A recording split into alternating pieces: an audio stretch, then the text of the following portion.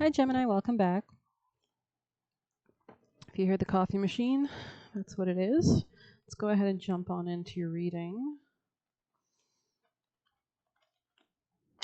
Kind of want to start it the same way I sort of did Sagittarius's. So we'll see if there's any of these main key theme cards that applies to Gemini people and placements. The riddle, okay, interesting. The riddle, we are in eclipse season tonight. Any other messages for Gemini? The Bardo, maybe something's ending or coming to an end in your life. Kind of similar vibes to Sagittarius. Somebody here could have green blue eyes, maybe some kind of hazel eyes. But let's go ahead and see the riddle.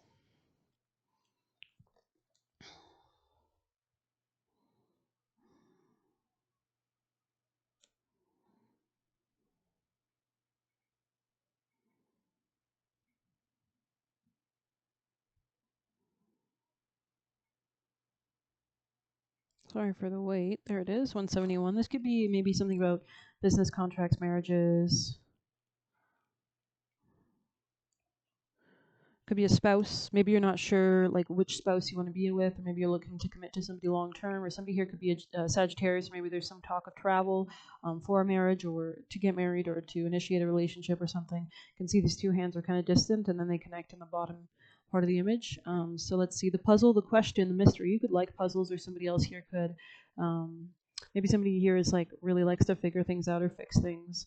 When the riddle is present, one must stop searching for the right answer. It cannot be found, and ultimately, it's not important. You know, Gemini rules data acquiring on the local level. It's the third zodiac sign, right, in the series, starting from Aries. So it's kind of it loves to gather information, but it also rules earlier education. And it doesn't really, whereas the Sagittarius energy rules upper education, like philosophies, you know, where Gemini is about books, data gathering, Sagittarius energy is about consolidating all that information and seeing the bigger picture perspective. That's why it rules religion as well. Rather, there must be a shift from the literal to the metaphorical, from logic to mythic. You are thinking too small and literally about the situation. The riddle card appears when the energy is deep and mysterious, like the elusive wisdom of the Zen koan. Focusing harder actually probably will push it away. Neither will increased effort. Time, surrender, and humor are your only allies. So your ability to lean in, especially with this Pisces eclipse tonight, is all about tapping into the subconscious, tapping into water, the oceans. It's the last zodiac sign, right? So it's all about consolidating everything we've learned from all the other seasons. Being very mutable, flexible. What feels like the most pressing dilemma won't reveal its deeper wisdom for a long time. Eventually, you'll learn a profound lesson from the riddle. For now, get comfortable with the limitations of your intellect and the reality of not knowing. It may be, in fact, the only reality there is.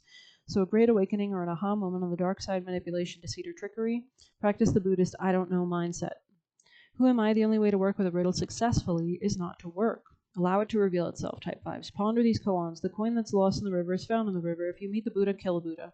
All right, we have a lot of question marks, 4 different question marks. Maybe this is something about real estate as well. But let's go ahead and get you best advice. Or maybe I'll pull a bit of tarot for you guys before we get to there.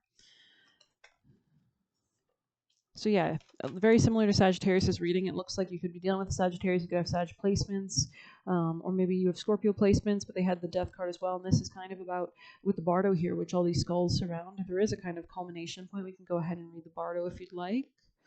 Bardo.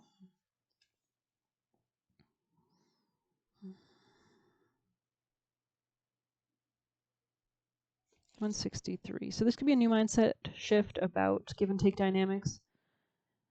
Yeah, this could be about longer term security. This could also be leading to a sense of mastery as you put things to an end or you complete cycles. The liminal, the in between, the transition.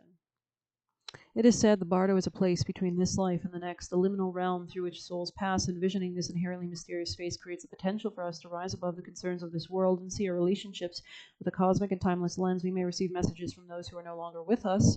I mean, eclipse seasons tonight, the veil will be thinner for spirit communication. So if you do want to make a sincere prayer or ask for something, this would be a good night. Or see visions of lives not yet lived. In Bardo, there is potential to forgive the unforgivable, to say the unsaid, to see the unseen, to love the unloved, to let go of all the things that cause us pain. The Bardo suspends us in its spaciousness for just long enough to open us up to higher wisdom.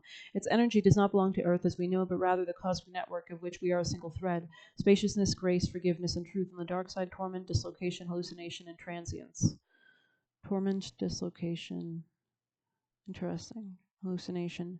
On the light side, grace, forgiveness, and truth and spaciousness. Okay, so do give yourself the time and space This is Saturn's currently in Pisces, so it's conjoining our lunar eclipse tonight in Pisces, along with Neptune.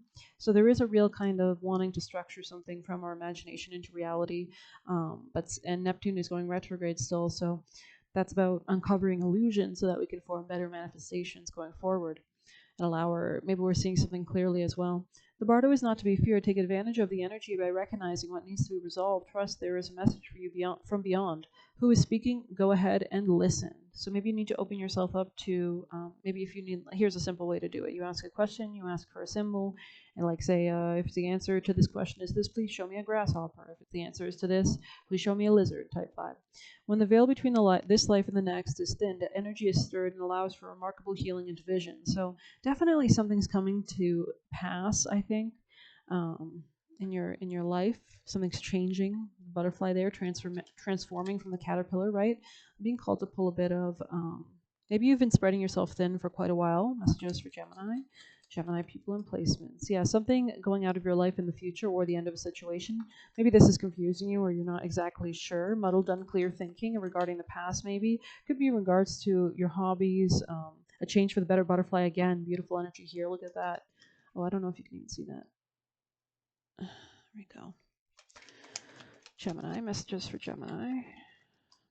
Opportunity or windfall. I love that for you. They are pointing me to the Kali cards, so I might just read you guys a message from here. Most important messages for Gemini. Ooh, ooh, ooh. This is cool. There's a new beginning for you with Smashana here with the number 1. You can see she's holding like a decapitated head. Let's go ahead and see. But she has like flowers and lotuses, which is kind of calling back to this butterfly change for the better. So you might have to like kind of use your will to cut something out of your life, and then can you have like all these beautiful rose petals or whatever flowing down to you. But let's see, number 1. Maybe there's just like a way of communicating or a mindset shift. She shines her blessing of divine deconstruction, clearing away that which undermines your confidence and inhibits your activity on the life path. With the courage born of unconditional trust, you can accept her fierce intervention on your life with openness to the positive changes that emerge as a result. Smashana appears when we are in difficult times due to the loss of a loved one or a failure of something we had counted on, or even a more subtle inner experience of an ending we cannot link to the external event. Her presence is an indication that life as you have known will change radically. This can be a welcome release from difficult times and prolonged cycles of suffering. Interesting, yeah, because Pisces rules the final culmination of all the zodiac signs. So this is a huge shift as we enter a new era with the Pluto entering Aquarius after December for the next 20 years, entering the age of Aquarius type vibes. So Shauna is not quiet and subdued in the cremation grounds. She is wild and vital. She brings energy and aliveness to situations where there otherwise would be none. So something might have been stagnating you for a long, long time. She brings about an end to stagnation that is depleting your life force. Beautiful, beautiful, powerful change. We may have a fear of letting go, just as many fear the ultimate act of letting go, the release of the body into death itself. If it consoles you at all, death is apparently it feels like nothing. I've done a lot of research on near-death experiences, and it feels, once you pass, it's very easy and simple, actually. Sometimes your soul leaves before the body even passes, really, because it doesn't want to feel that anymore, type 5. But it's actually very simple, apparently, and it's you wait in the liminal realm before you get reborn again. So Kali is not a goddess of actual death. She is a goddess of spiritual and symbolic death of the ego. Her presence is about endings that leads to beginnings. It's the same coin, right? Her presence is not about death, but transformation, as we see the butterfly coming out quite a few times. She not only brings an end to that which obstructs her spiritual fruition, she also manifests the path to release, to re-emergence. Dwelling in the lands of the dead, she is the sacred feminine chariot that carries the soul beyond the threshold of one life or chapter into the next. Okay, if you know you've come to the end of the road in a significant way and are waiting clarity on how to cross the threshold to whatever is next, her presence makes the path known to you. Interesting, that could be what you're contemplating with the riddle. Maybe you want to join forces with somebody, and you kind of have to move beyond something to do that. As we move with the changes taking place within and likely around us, we eventually recognize blessings that have transformed our lives for the better. This could be in real estate or a mindset in regards to your emotional foundation or real estate. You could be moving into a relationship with a friend or somebody that you met locally. But I hope you like this reading. Please hit like, comment, share, subscribe, or hit the Buy Me a Coffee link if you want to leave a tip. Thanks.